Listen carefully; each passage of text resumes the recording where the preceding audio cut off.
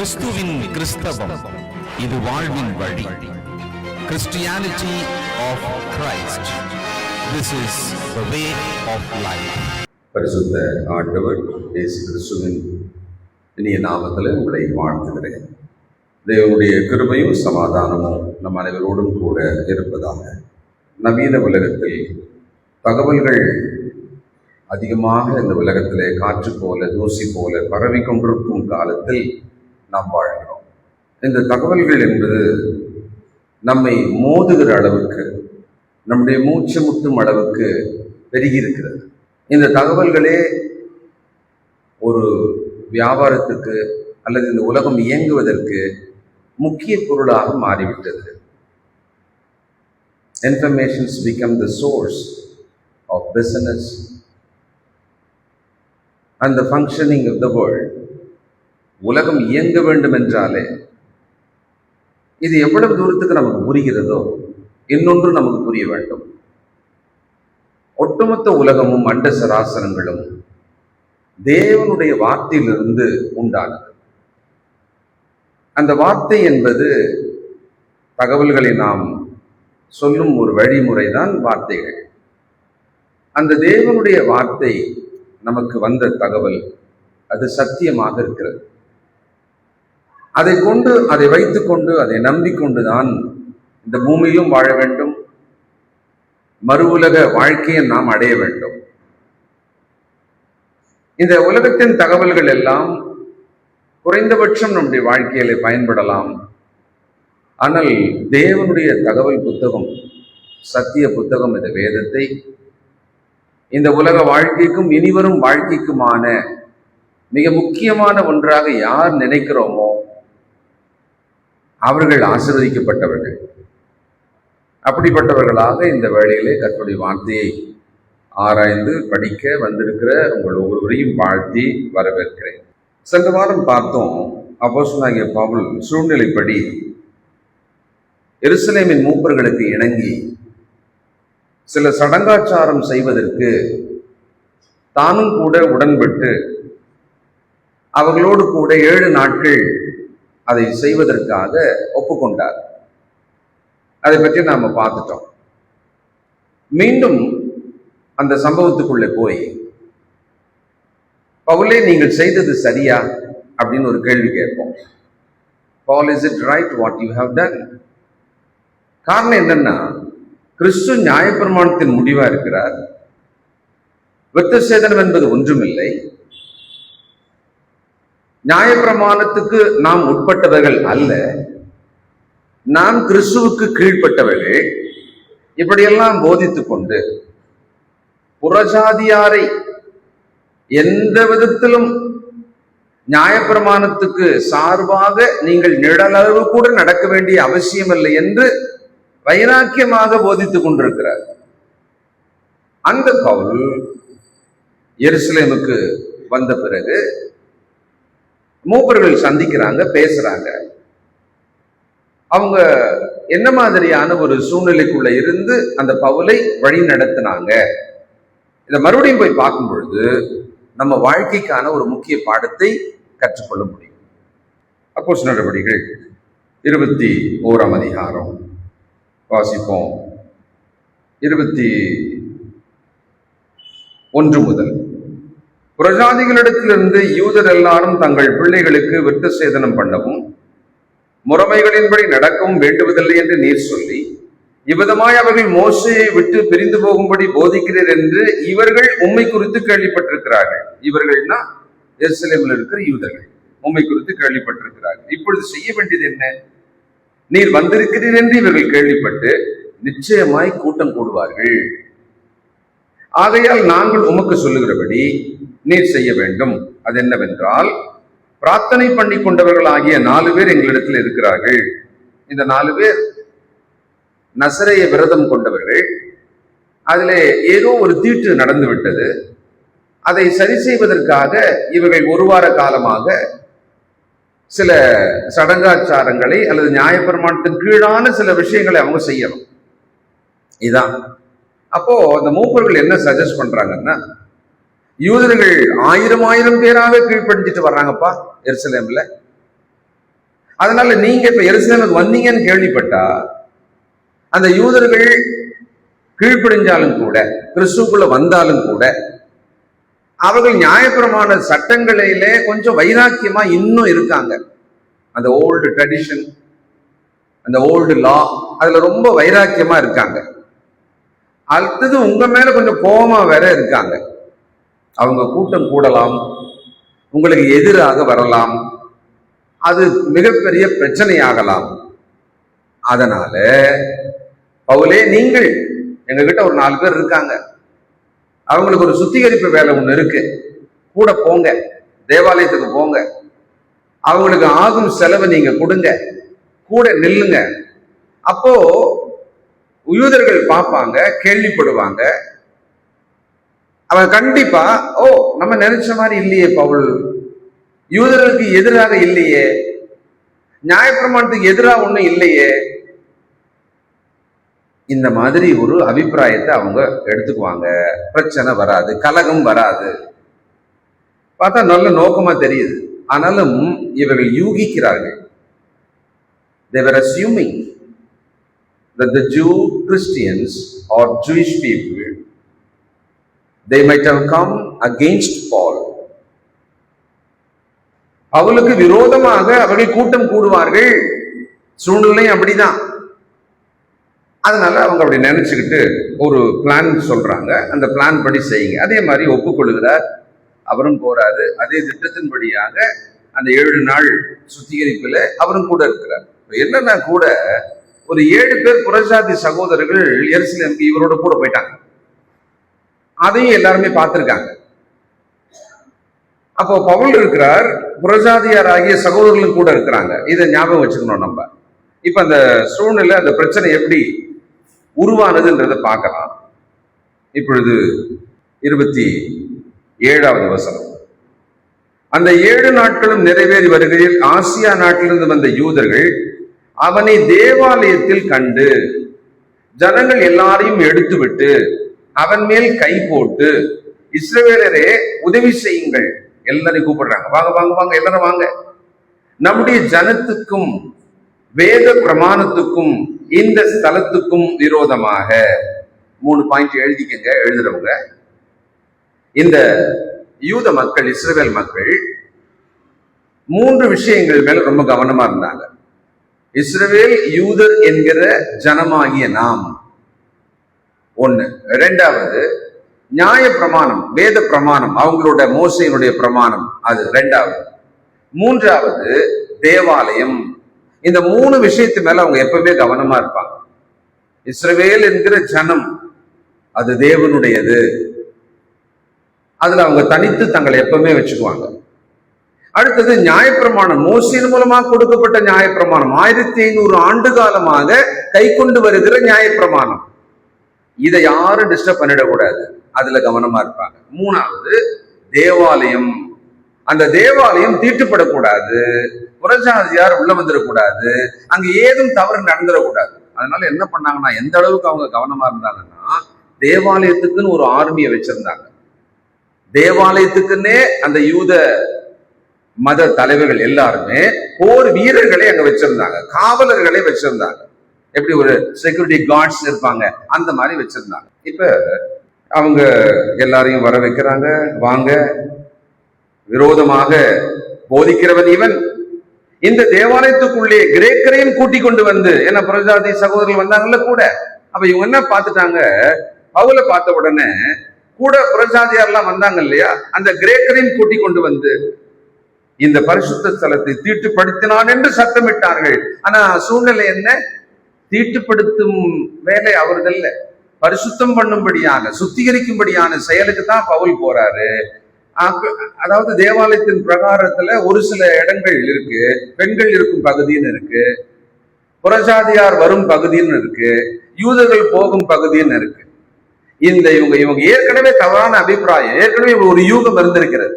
அப்போஸ்தலனாகிய பவுல் நம் இனத்துக்கு விரோதமானவன், நியாயப்பிரமாணத்துக்கு விரோதமாய் போதிக்கிறவன், தேவாலயம் பற்றிய தவறான அபிப்பிராயங்களை பேசுவதனாலே அதை தீட்டுப்படுத்தக்கூடியவன் அப்படின்னு நினைச்சிட்டாங்க.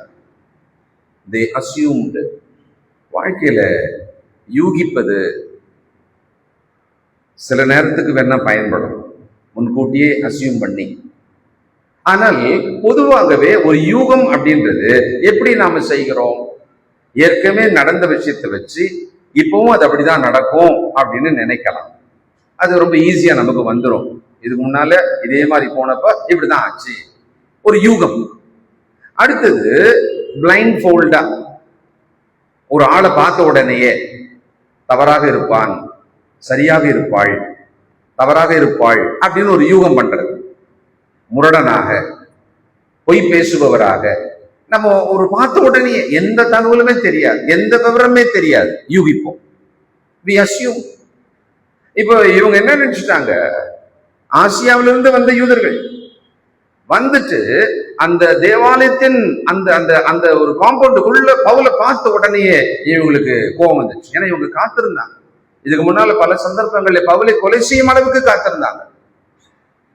அப்ப பவுலை பார்த்த உடனே இவங்களுக்கு ஒரு அபிப்பிராயம், கொந்தளிப்பு வந்தது. அப்படியே வாய்ப்பை பயன்படுத்தி கொலை செய்து விடுற அளவுக்கு போயிட்டாங்க, தீட்டுப்படுத்துகிறான். நம்ம ஏற்கனவே பார்த்தோமே, இப்ப இன்னொரு விஷயம் சொல்ல போறாங்க பாருங்களேன். 29 பாருங்க.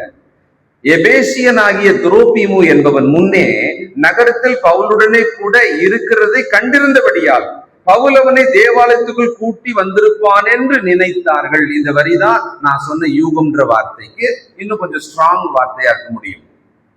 நம்ம பட்டணத்திலே பார்த்த, சிட்டிலேயே இவங்க உலகத்தில் இருக்கிறத பார்த்தோமே, இவங்க உள்ள வந்தது பார்த்தோமே. அந்த எபேசியனாகிய துரோபீமு, அவனையும் இந்த தேவாலயத்துக்குள்ளே அழைச்சிட்டு வந்துட்டு தீட்டுப்படுத்தி விட்டான் என்று நினைத்தார்கள், வந்திருப்பான் என்று நினைத்தார்கள். அந்த மூப்பர்கள் என்ன சொன்னாங்க, அப்பா நீ வந்திருக்கிற எருசலேமுக்கு, புறஜாதியார்னு ஊழியத்தை நீ சொல்ற, எங்களுக்கு நல்லா புரியுது. இங்க ஆயிரக்கணக்கில் யூதர்கள் இப்பெல்லாம் கீழ்ப்படிஞ்சுட்டு இருக்காங்க. என்ன ஒண்ணு, அவங்க இன்னும் நியாயப்பிரமாணத்துல வைராக்கியமா இருக்கணும்னு கொஞ்சம் வைராக்கியத்துல இருக்காங்கப்பா. அதனால நீ என்ன பண்ற, இங்க இருக்கிற சில 4 பேரை கூட்டிட்டு போயிட்டு தேவாலயத்துக்குள்ள போயிட்டு அவங்க சுத்திகரிப்புக்காக பண்ண போறாங்க, தீட்டுப்பட்டுட்டாங்க. அந்த 7 நாள் நீங்க கூட இருங்க, யூதர்கள் வருவாங்க போவாங்க. அப்ப உங்களை பார்க்கும்போது உள்ள நீங்க இருந்து இதெல்லாம் நீங்க தேவாலயத்துக்குள்ள பண்றதை பார்க்கும்போது, நீங்க பணம் கட்டி இருக்கும்போது உங்களை தப்பா நினைக்க மாட்டாங்க. உங்களை பத்தி தப்பா நினைச்சதெல்லாம் என்ன பண்ணுவாங்க, அவங்க மாத்திக்குவாங்க அப்படின்னு அவங்க கெஸ் பண்ண, அவங்க தங்களுடைய அபிப்பிராயத்தை சொன்னாங்க, அவங்களுடைய அசம்ஷன் சொன்னாங்க. இவங்க அந்த யூதர்கள் வந்து பார்த்தாங்க பாத்தீங்களா, அவங்க என்ன பண்ணிட்டாங்க, கிரேக்கர்களோட வந்தார் இல்லையா, துரோபீமு கூட சிட்டியில பார்த்தோமே. அப்போ பவுல் இங்க இருக்கிறதா இருந்தா தேவாலயத்துக்குள்ள வந்து இவன் இதை தீட்டுப்படுத்தியிருப்பான் என்று நினைத்தார்கள், அசியூம் பண்ணாங்க. இதனால என்ன ஆச்சு? 30வது வசனம் படிங்க. அப்பொழுது நகரம் முழுவதும் கலக்கமுற்றது, ஒரு அஜிடேஷன் டோட்டல் எருசலேமுக்கே. ஏன்னா இஸ்ரவேலரே இந்த மாதிரி போன்ல இருந்தா இன்னும் என்ன பண்ணிருப்பாங்களோ, அதெல்லாம் இல்லாத காலம் அது. நகரம் முழுவதும் அப்படின்னு ஆவியானவர் எழுதி வச்சு, நகரம் முழுவதும் கலக்கமுற்றது. மூப்பர்கள் முன்கூட்டியே ஒரு கலகம் உண்டாகுமோ என்று யூகித்து ஒரு ஆலோசனை சொன்னாங்க. சரி, எதுக்கு பிரச்சனை அப்படின்னு பவுல் உடன்பட்டு அதை செய்வதற்காக ஒப்புக்கொண்டார். வெளியிலிருந்து வந்த யூதர்கள் பவுலை பார்த்தவுடனே இவன் தீட்டுப்படுத்தினான், புறஜாதியாரையும் கொண்டு வந்து இதை தீட்டுப்படுத்தி இருப்பான் என்று அவர்களும் நினைத்தார்கள். இப்போ விஷயம் மிக மோசமானது. நகரம் முழுவதும் கலக்கம், ஜனங்கள் கூட்டமாய் ஓடி வந்தார்கள், பவுலை பிடித்தார்கள், அவனை தேவாலயத்துக்கு புறம்பே இழுத்து கொண்டு போனார்கள். கதவுகள் மூடப்பட்டது. ஏன் கதவுகள் மூடப்பட்டது? தேவாலய கதவு. தேவாலயத்துக்குள்ள கொலை செய்தால் தீட்டுண்டாயிடும், அதனால கதவை மூடிட்டாங்களாம். அடுத்த வரியில பார்த்தா, அவர்கள் அவனை கொலை செய்ய எத்தனித்திருக்கையில், they were about to kill, எருசலேம் முழுவதும் கலக்கமாயிருக்கிறது என்று போர்ச்சேவகரின் சேனாதிபதிக்கு செய்தி வந்தது. என்னன்னா, அந்த தேவாலயத்தை சுத்திலும் வாட்ச் டவர் வச்சிருப்பாங்க.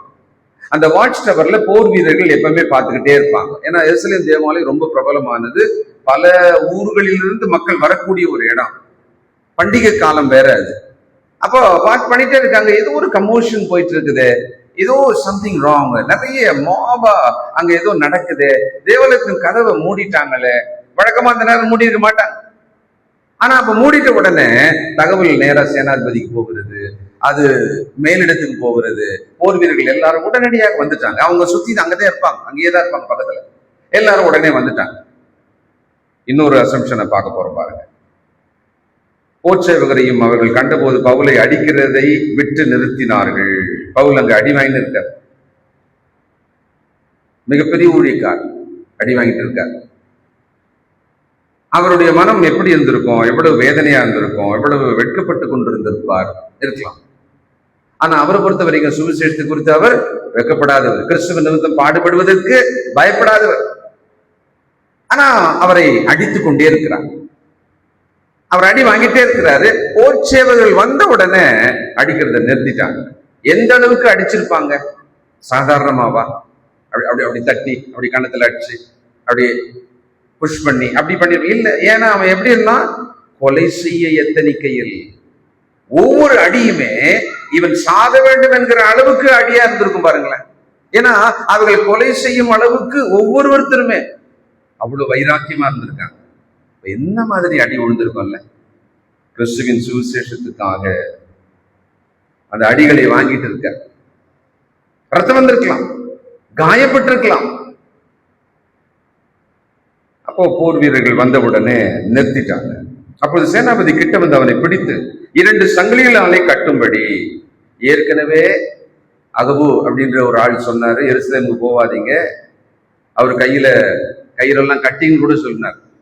அடுத்தது இன்னொன்று கூட நம்ம வாசிச்சிருக்கிறோம், எழுதுறதா இருந்தா எழுதிக்கங்க. அப்போஸ்தலர் நடவடிக்கைகள் 20ஆம் அதிகாரம் 22, 23, 21ஆம் அதிகாரம் 10, 11. கட்டுகள் உமக்காக காத்திருக்கிறது. அதே மாதிரி சங்கிலிகளால கட்டியாச்சு. கட்டிட்ட பிறகு இவன் யார் என்று, என்ன செய்தான் என்று விசாரித்தான். அதற்கு ஜனங்கள் பலவிதமாய் சத்தமிட்டார்கள். ஏன் பலவிதமாய் சத்தமிட்டார்கள்? எப்பவுமே கும்பல்ல போயிட்டு ஒருத்தனை அடிக்கிறான்னா அந்த பக்கத்துல நின்று அடிக்கிறவன் மட்டும்தான் காரணம் தெரியும். தூரமா இருந்து வந்தவனுக்கு காரணமே தெரியாது. அடிக்கிறான்றதுனால இவன் அடிப்பான். அதனால இவனுக்கு பலவிதமா சொல்றானுங்களாம். ஏன்? அவங்களுக்கு காரணமே தெரியாமலே அடிச்சுன்னு இருப்பான்.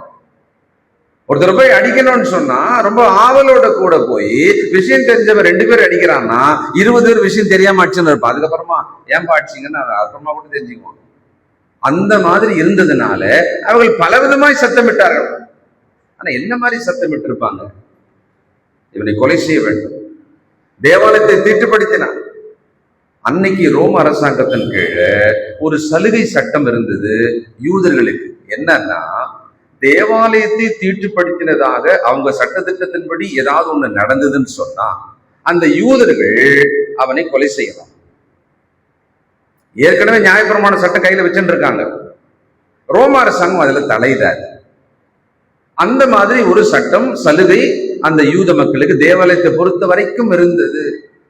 நம்ம ஊர்ல தமிழ்நாட்டை தாண்டி கேரளாவின் அந்த பார்டர்ல ஒரு மலை பகுதிக்கு போவாங்க இல்லையா? டிசம்பர் மாதம் கருப்பு உடை அணிந்து, கொஞ்ச நாளைக்கு முன்னால் நீங்க கேள்விப்பட்டிருப்பீங்க, தீட்டு உண்டானது என்று சொல்லி மொத்தத்தையும் கழுவுனாங்க. யாரோ ஒரு பெண்மணி போயிட்டாங்க அப்படின்னு சொல்லி. அப்போ இந்த மனநிலையானது ரொம்ப ஸ்ட்ராங்கா இருக்கும். எந்த அளவுக்கு ஸ்ட்ராங்கா இருக்கும்னா, தீட்டு ஏற்படுத்தினவர்களை கொலை செய்யணுன்ற அளவுக்கு ஸ்ட்ராங்கா இருப்பாங்க. ஏன்னா அந்த தீட்டை அவங்க யாருக்கு எதிராக நினைக்கிறாங்க? தங்கள் நம்பிக்கைக்கு, விசுவாசத்துக்கு, தங்கள் கடவுளுக்கு அப்படின்னு அவங்க நினைப்பாங்க. அதனால ரொம்ப ஸ்ட்ராங்கா கடவுள் நிமித்தமாக கொலை செய்யணும். அதனாலதான் இஸ்லாமியர்கள் கூட அவர்கள் மதத்துக்கு விரோதமாக, அவர்கள் அந்த நம்பும் தீர்க்கதரிசிக்கு விரோதமாக பேசுகிற விஷயத்துல கொலை செய்வார்கள். விரோதமா பேசிட்டா அந்த அளவுக்கு ரொம்ப ஸ்ட்ராங்கா இருப்பாங்க. இதெல்லாம் எங்க இருந்து வந்ததுன்னா, இந்த யூதர்கள் வைராக்கியத்துல இருந்துதான் மற்றதெல்லாம் வந்தது. இவங்கதான் முக்கிய காரணமே. ஆனா இந்த சூழ்நிலையை பார்த்தா மூப்பர்கள் எல்லாரும் கூடினப்ப, நீ எருசலேமுக்கு வந்திருக்கிற, இந்த யூதர்கள் உன்னை பற்றி தவறான அபிப்பிராயம் கொண்டிருக்கிறாங்க, அவர்கள் கூட்டம் கூடலாம், உங்களுக்கு எதிராக வரலாம் என்று நினைத்தார்கள். ஆசிரியர்கள் வந்த யூதர்கள் என்ன பண்ணாங்க? பவுலை பார்த்த உடனே, புறசாதியாரோட தேவாலயத்துக்குள்ள போயிருக்கணும். ஏன்னா ஏற்கனவே எபேசியன் ஆகிய துரோபீமுவை இவரோடு கூட பட்டணத்துல வந்ததை நம்ம பார்த்தோம். அதனாலே தீட்டுப்படுத்தி இருக்க வேண்டும் என்று நினைத்தார்கள். சரி, இப்ப நம்மால் விசாரிக்கிறார்ல அதிகாரி, அவர் என்ன பண்ணார் பாருங்க. 37 முதல், அவர்கள் பவுலை கோட்டைக்குள்ளே கொண்டு போகிற சமயத்திலே அவன் சேனாதிபதியை நோக்கி, நான் உடனே ஒரு வார்த்தை பேசலாமா என்றான். அதற்கு அவன், உனக்கு கிரேக்கு பாஷை தெரியுமா? நீ இந்த நாட்களுக்கு முன்னே கலகம் உண்டாக்கி 4000 கொலைபாதகரை வனாந்தத்துக்கு கொண்டு போன எகிப்தியன் அல்லவா என்றான். அதற்கு பவுல், நான் சிலிசியா நாட்டில் உள்ள கீர்த்தி பெற்ற தர்சு பட்டணத்து யூதன், ஜனங்களுடனே பேசும்படி எனக்கு உத்தரவாக வேண்டும் என்று உம்மை வேண்டிக் கொள்கிறேன் என்றான். இங்க இவரு என்ன அசியூம் பண்ணிட்டாரு? கொஞ்ச நாளைக்கு முன்னால ஒரு 4000 பேரை ஒரு ஆள் என்ன பண்ணாரா, வரலாற்று புத்தகத்துல ஜோசிபஸ் எழுதியிருக்கிறார். அவர் என்ன பண்ணிருக்கிறாரு, 4000 பேரை எருசலேமுக்கு வந்து மலையின் மேலே ஏறி அவர் ஒரு தனியா ரோம அரசாங்கத்துக்கு எதிராக நாம் நடக்கணும், ஒரு புரட்சி செய்யணும். இந்த மாதிரி முதல் நூற்றாண்டு காலத்துல ரோம ஆட்சியின் கீழே புரட்சியாளர்கள் நிறைய பேர் எழும்புவாங்க. பரபாஸ் அவர் ஒரு புரட்சியாளர் தான். அது மாதிரி நிறைய பேர் அந்த மாதிரி ஒரு ஆளா அப்படின்னு சொல்லிட்டு அவரு ரொம்ப கிளீனா சொல்றாரு பாருங்கள, வனாந்திரத்துக்கு கொண்டு போன எகிப்தியன் அல்லவா நீ நீ இஸ் இட் தட் மேன், நீ தானே அப்படின்னா அவரும் அசியூம் பண்ணார். ஏன்னா மொத்த எருசலேமும் கலகம் ஆயிடுச்சு, மொத்த யூதர்களும் எதிராக வந்துட்டாங்க. அப்போ இந்த கலகம் செய்தவன் இதுக்கு முன்னால் ஒரு 4000 பேரை கூட்டிட்டு போய் ஏதோ கலகம் பண்ண ஆளாத்தான் இருக்கணும் அப்படின்னு இவரும் அசியூம் பண்ணாரு. இந்த அசம்ஷன் யூகம் செய்து எப்படி பாருங்க, சிலருக்குள் ஏற்பட்ட யூகம், இந்த அதிகாரிக்கு ஒரு யூகம், இதெல்லாம் என்ன ஆச்சு, ஒருவரை கொலை செய்யும் அளவுக்கு போனது. நம்ம வாழ்க்கையில நாம பல விஷயங்கள்ல யூகம் பண்றோம். உதாரணத்துக்கு அப்போஸ்தலர்கள் 2ஆம் அதிகாரத்துல பாருங்களேன், 2ஆம் அதிகாரம் 15வது வசனம், நீங்கள் நினைக்கிறபடி இவர்கள் வெறி கொண்டவர்கள் அல்ல. வெறி கொண்டவர்கள்னா குடித்தவர்கள், மதுபான வெறித்தவர்கள் அல்ல. பொழுது விடிந்து 3ஆம் மணி வேளையா இருக்கிறது. அப்போ அந்நிய மொழி பேசின அப்போஸ்தலர்களை ஜனங்க பார்த்த உடனே இவங்க என்ன அசியூம் பண்ணாங்க, இவங்கெல்லாம் குடிச்சிட்டு வளர்ற மாதிரி தெரியுது, இவங்க நம்ம மொழிய பேசலையே, வேற வேற ஏதோ மொழிய பேசின்னு இருக்காங்களே அப்படின்னு யூதர்கள் பாக்குறாங்க. வேற வேற மொழி பேசும் அந்த யூதர்கள் வந்தப்ப அவங்கவுங்க மொழியில அதெல்லாம் காதுல கேட்டாங்க. ஆனா ஒரு சாரர் என்ன நினைச்சிட்டாங்க, அவர்தே ட்ரங்க். ஆனா உண்மை அது இல்லை. எப்படி பாருங்களேன், ஒரு அசியூம் பண்ற விஷயம் முற்றிலும் தவறாக இருக்கிறது இல்ல, நேர் மாறாக இருக்கிறது இல்ல. அடுத்தது அப்போஸ்தலர் நடவடிக்கைகள் 16ஆம் அதிகாரம் 27, சிறைச்சாலைக்காரன் நித்திரை தெளிந்து சிறைச்சாலையின் கதவுகள் திறந்திருக்கிறதை கண்டு கட்டுண்டவர்கள் ஓடி போனார்கள் என்று எண்ணி he assumed that they were left. அப்படிதானே நேச்சுரலா நினைக்க முடியும். அவர் அசியூம் பண்ணிட்டு அவர் எந்த அளவுக்கு போயிட்டாருன்னா பட்டயத்தை உருவி தன்னை கொலை செய்து கொள்ளும்படி போயிட்டார். அப்போ இந்த சம்பவத்துக்குள்ள நமக்கான பாடம் என்ன? முதல்ல பவுல் செய்த விஷயத்தை பார்ப்போம். அவர் ஏன் அப்படி செய்தாரு? அவர் அநேகரை ரட்சிக்கும் பொருளாக தன்னை ஒப்பு கொடுத்திருந்தார். அதுதான் நமக்கு பதில். அடுத்தது, அவர் செய்த அந்த காலத்துல நியாயப்பிரமாணம் முற்றிலும் ஒழிந்து போகவே இல்லை, தேவாலயமும் இருக்கு. 70வது ஆண்டுல தான் ஆக்சுவலா இந்த சம்பவம் நடந்தது ஏறக்குறைய கிறிஸ்துவுக்கு பிறகு 57வது வருஷம் இது நடந்ததாக வரலாற்று குறிப்பு இருக்கிறது. 70வது வருஷம் தான் எருசலேம் தேவாலயம் முற்றிலும் அழிந்தது, ஆசாரியத்துவம் ஒழிந்தது, பலி முறைமைகள் எடுத்து போடப்பட்டது. அதுக்கு முன்னாலதான் இது நடக்குது. அது நடந்து கொண்டிருந்த காலம் எபிரேயர்ல வாசிக்கிறோம். இந்த சம்பவத்துக்கு பிறகுதான் எபிரேய நிருபம் எழுதப்பட்டதாக ஒரு குறிப்பு இருக்கிறது. எபிரேயர் 10ஆம் அதிகாரம் 4 முதல் 18 வசனங்கள் எழுதி வச்சுக்கங்க, நம்ம அதை படிக்க வேண்டாம். ஒரு வசனம் மட்டும் இப்போ 8ஆம் அதிகாரத்துல படிக்கலாம். 13வது வசனம், Hebrew 8:13 பாருங்க. புது உடன்படிக்கை என்று அவர் சொல்லுகிறதுனாலே முந்தினதை பழமையாக்கினார். நல்ல கவனிங்க, இப்பதான் பழமையானதும் நாள்பட்டதுமாய் இருக்கிறது, உருவழிந்து போக காலம் சமீபித்திருக்கிறது. உருவழிந்து போக காலம் சமீபித்திருக்கிறது. இது எப்படி இருக்குன்னு சொன்னா, நியாயப்பிரமாண சிலுவையில ஆணி அடிக்கப்பட்டது, செத்து போச்சு, இன்னும் கொண்டு போய் புதைக்கல. அந்த கண்டிஷன்ல தான் அப்போஸ்தலனாகிய பவுல் எருசலேம் தேவாலயத்துக்கு போகிறார். சடங்காச்சாரமா அதை பண்ணும்போது சடங்குல பங்கு கொள்ளுங்கள் என்று சொல்லப்பட்டது.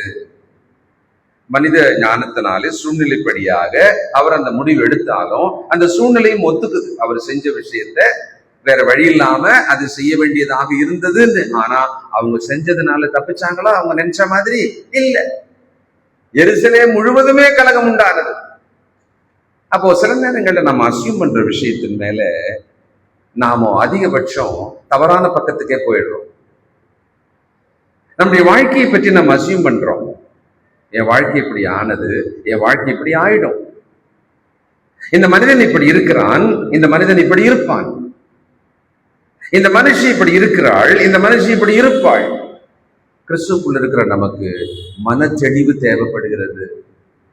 நாம் அசியூம் பண்றோமா? நாம் அதை யூகிக்கிறோமா? அது எந்த அளவுக்கு நம்முடைய வாழ்க்கையை பாதிக்கும் என்பதை பற்றிய சிந்தனை நமக்கு தேவை.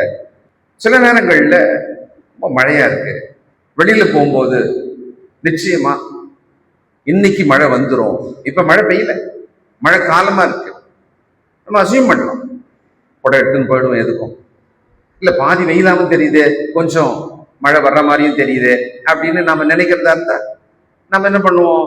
அசியூம் பண்ணுவோம். இல்ல இல்ல வரலாம், கொடை எடுத்துன்னு போவோம், அதனால என்ன, நனையறதை விட எடுத்துன்னு போறது பெட்டர் தானே.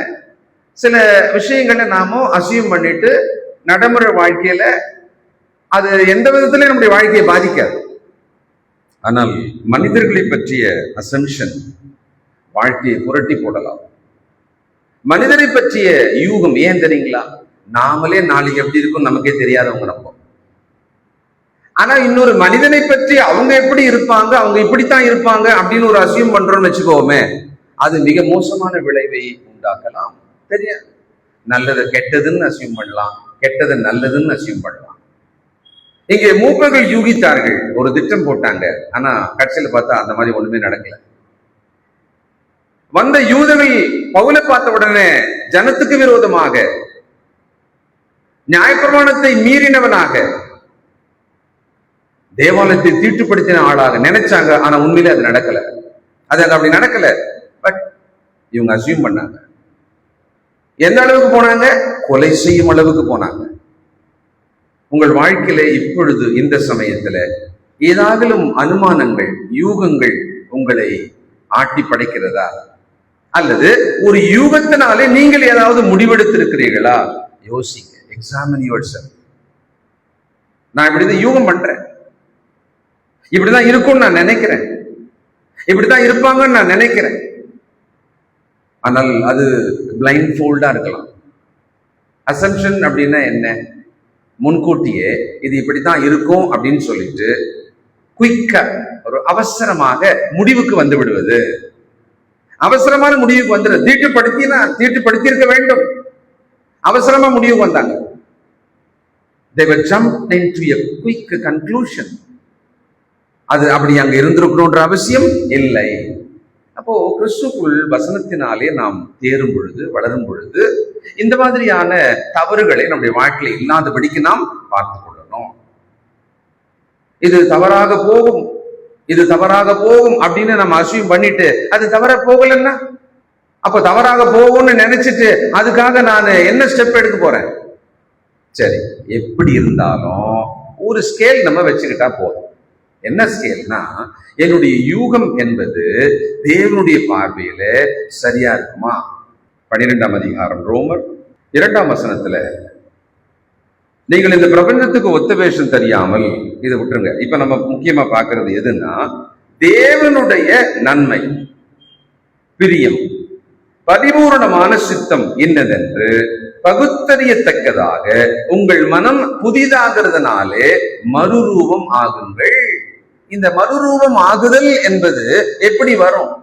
I have to transfigure like Jesus. இயேசுவை போல நான் மறுரூபம் ஆகணும். எப்படி எனக்குள்ள வருமா?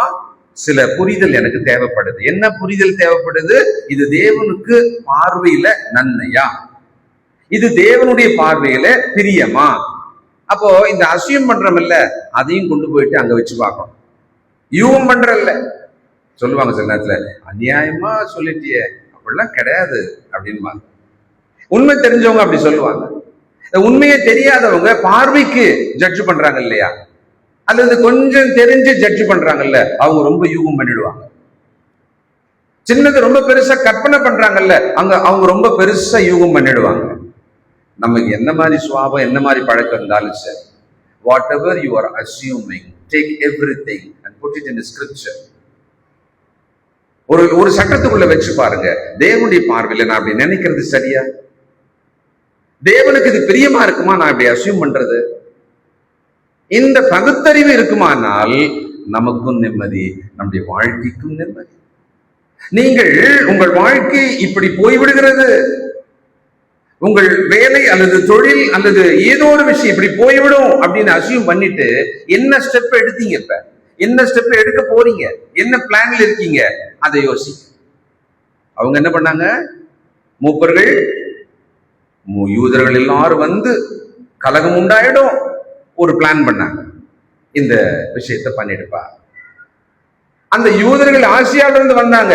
வந்தவங்க பார்த்த உடனே தப்பா புரிஞ்சுக்கிட்டு என்ன பண்ணாங்க? அசியூம் பண்ணாங்க, இவன் தீட்டு படுத்திட்டான் அப்படின்னு அசியூம் பண்ணாங்க. அவங்க என்ன பிளான் பண்ணாங்க? இவனை கொலை செய்ய வேண்டும் என்று பிளான் பண்ணாங்க. அதிகாரி பிடிக்கிறாரு, சங்கிலியில கட்டுறாரு, கோட்டைக்குள்ள கூட்டிட்டு போறாரு, அவரோட ஜோனுக்குள்ள போறாரு. போகும்போது கேட்கிறாரு, இந்த 4000 பேர் சேர்த்துக்கிட்டு கலகம் பண்ண ஆள் நீ தானே அப்படின்ற. அதுக்கப்புறமா தான் சொல்றாரு, இல்ல நான் இல்லையா, நான் தர்சுப்பட்டினத்தான், ஜனங்களோட நான் பேசணும். அடுத்த சாப்டர் ஜனங்களோட அவர் பேசுவார். சில நேரம் நம்மை பற்றி ஒருவேளை ஒருவர் தவறான அபிப்பிராயத்தை அசியூம் பண்ணிக்கிட்டு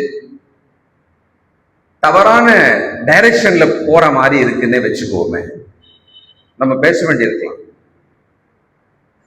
ஏன்னா இந்த யூத மக்கள் மொத்தமாவே தப்பா நினைச்சிருக்கிறாங்க. இப்ப அவர் விளக்கம் கொடுக்கணும். அவர் என்ன விளக்கம் கொடுப்பான்றதை நம்ம அப்புறம் பார்த்துக்கலாம். இங்கே நமக்கான பாடம் இதுதான். நாம் எவ்விதமாக யூகிக்கிறோம், அனுமானிக்கிறோம். பழைய ஏற்பாட்டில் ஒரு உதாரணம் உங்களுக்கு எல்லாம் ஞாபகம் இருக்கும். நாகமான் என்கிற கிருஷ்ணர், அவர் போனாரா? கரெக்டான ஊருக்கு போனாரு, கரெக்டான இடத்துக்கு போறாரு. ராஜா கிட்ட போய் முதல்ல மாட்டிக்கினாரு. ராஜா பயந்துட்டாரு, ஐயோ போருக்காக வந்துட்டியான்னு சொல்லிட்டு. ஏன்னா அவர் முதல்ல அசியூம் பண்றாரு, லெட்டர் எடுத்துன்னு பக்கத்து நாட்டுக்கு போறோம்னா அரண்மனைக்கு போய் ராஜாவை தானே பார்க்கணும்னு போயிட்டாரு. ஆனா அட்ரஸ் அது இல்லை, ஒரு பெரிய தீர்க்கதரிசி கிட்ட போனோம். சரி, தீர்க்கதரிசி கிட்டையும் போனாரு. போன உடனே அவர் தனக்கான சுகத்தை வேண்டி நிற்கிறாரு. அங்க உள்ள இருந்து பதில் மட்டும் வருது, போ நேரம் பக்கத்துல போய் 7 முறை முழுகிட்டு போயிட்டே இருப்பான், சுகமாயிடுவேன்னு. ஆனா இவர் என்ன அசியூம் பண்ணாரு? அந்த தீர்க்கதரிசி வருவார், தன் மீது எண்ணெய் பூசுவார், தனக்கு சில விஷயங்களை செய்வார், தொடுவார், தன்னை தடவுவார், பிறகு இந்த குஷ்டரோகம் நீங்கும்னு அவர் அசியூம் பண்ணார். யூகம் பாருங்கள், இந்த மனுஷன் என்ன பண்ணிடுச்சு? கோச்சுக்கிட்டு விருன்னு திரும்பி வீட்டுக்கு போறாரு. அந்த சுகத்தை பெறுவதற்கு இவ்வளவு தூரம் வந்த மனுஷன் சுகம் வேண்டான்னு போறாரு. வாழ்க்கையில நல்ல நிலைமை, நல்ல மேன்மை இல்ல, இதெல்லாம் அடையும்படியாக நாம வாழ்ந்துட்டு இருக்கும் போது மொத்தமா அது வேணாம் அப்படின்னு சொல்லி வேற டிசிஷன் எடுக்க நம்ம போறோம்னு சொன்னா அது யூகமா என்று யோசிங்க. இப்படி போனா இது பேர் அழிவா போயிடும், தப்பாவே கூட நான் அப்படி நினைச்சுன்னு இருப்பேன். இப்படி இருந்தா என் வாழ்க்கை இப்படி முடிஞ்சிடும், நான் தப்பா கூட நினைச்சிட்டு இருப்பேன். அதுக்குதான் என்னுடைய யூகத்தை, ஏன் என்னுடைய வழியவே தேவன் என்ன சொல்றாரு? உன் வழிகளை கர்த்தருக்கு ஒப்புவி, அவர் காரியத்தை வாக்கி பண்ணுவார். இதுல நமக்கு காஷன், நமக்கு எச்சரிக்கை என்னன்னு சொன்னா, what we guess, what we assume, be careful. அதுல நமக்கு ஒரு கவனம் தேவை. இது இப்படித்தான் இருக்கும், இவங்க இப்படித்தான் இருப்பாங்க அப்படின்னு நினைச்சுக்கிட்டு நாம நடக்கவே முடியாது. சில நேரம் வாழ்க்கையில ரொம்ப ஆச்சரியமா இருக்கும். அன்பற்றவர்களை நினைப்போம், அவர்கள் நம் மீது மிகப்பெரிய அன்பை காமிக்கிறவங்களா இருப்பாங்க. முரடர்கள் என்று நினைப்போம், அவங்க தோற்றத்தை பார்த்த உடனே அவர்கள் மிக கனிவாக நம்ம மூலம் நடப்பார்கள். இவர்கள் நமக்காகவே இருக்கிறார்கள் என்று நினைப்போம், நமக்கு காலடியில் அவர்கள் குழி தோண்டி கொண்டும் இருப்பார்கள். யூகம் தானே. அப்ப நம்ம என்ன பண்ணோம்? நம்ம யூகம் பண்ணிட்டு ஸ்டெப்பை நம்ம எடுத்துடக்கூடாது, பிளான் நம்ம போட்டுறவே கூடாது. அதை அப்படியே தேவனிடத்துல விட்டுவிட கற்றுக்கொள்ள வேண்டும். இங்க நம்முடைய யூகங்கள் உண்மையாக இருக்கலாம் அப்படின்னு நினைச்சோம்னா அதை பரிசோதித்துக் கொள்ளுங்க. உங்களுக்கு தெரியுதா? இல்ல கெஸ் பண்றது கரெக்ட் தான், தெரியுதா? பரிசோதனை பண்ணி பாருங்க. அதை தேவன்கிட்ட ஜெபம் பண்ணுங்க, தேவனிடத்துல ஒப்பு கொடுங்க. நிச்சயமா நம்ம நேசிக்கும் தேவன் நம்மை காப்பாற்றுவார். நம்ம நேசிக்கும் தேவன் நம் நன்றாயிருப்பதற்காகவே நம்மை நேசிக்கிறார். நமக்கு நல்லது செய்யும்படிக்கு மட்டுமே நேசிக்கிறார் நம்மளை. சொந்த குமாரனே கொடுத்தவர் மற்றெல்லாவற்றையும் அவர் கொடுக்க மாட்டாரா அப்படின்னு வேதம் சொல்லுகிறது. அப்ப இந்த சம்பவம் ஒரு வரலாற்று சம்பவம். அப்போஸ்தலனாகிய பவுலுக்கு மிக மோசமான ஒரு சம்பவம் அது. ஆனா அது எப்படி சீரியஸ் ஆச்சுன்னு பார்த்தா சிலரோட யூகங்களால அப்படி ஆச்சு. ஜெபம் செய்வோம். சர்வ வல்லமையும் இரக்கமுள்ள நல்ல பிதாவே, பரிசுத்தர் பரிசுத்தர் பரிசுத்தரே, நாங்கள் யூகித்து தவறாக நினைத்திருக்கிறோம், தவறாக பேசியிருக்கிறோம், தவறாக நடந்திருக்கிறோம். இது எங்களுக்கு தெரிகிறதுப்பா, எங்களை மன்னியும். இனி யூகம் பண்ணி தவறான முடிவுகளை எடுக்காமலும் அபிப்பிராயங்களை கொள்ளாமலும் இருக்க எங்களுக்கு மனத்தெளிவு தாரும். இது தேவனுக்கு பிரியமா இருக்குமா? உமக்கு பார்வையில் நன்மையாய் உமக்கு இருக்குமா என்று பகுத்தறியும் பகுத்தறிவை எங்களுக்கு தாரும். நம்முடைய பிள்ளைகள் ஒவ்வொருவரையும் ஆசீர்வதியும். ஒருவரும் கெட்டு போகாமல் எல்லாரும் ரட்சிக்கப்பட சொந்த குமாரனை கொடுத்தவரே, உமது பிள்ளைகளாகவே நாங்கள் இருக்கிறோமே, எங்களை ஆசீர்வதித்து சமாதானத்திலே வழி நடத்தும்படி செபிக்கிறேன். நம்பிக்கையோடு வந்த நம்முடைய பிள்ளைகள் ஒவ்வொருவரையும் ஆசீர்வதி. இயேசு கிறிஸ்துவின் பரிசுத்த நாமத்தில் துதித்து ஜெபிக்கிறோம் பிதாவே. God bless you.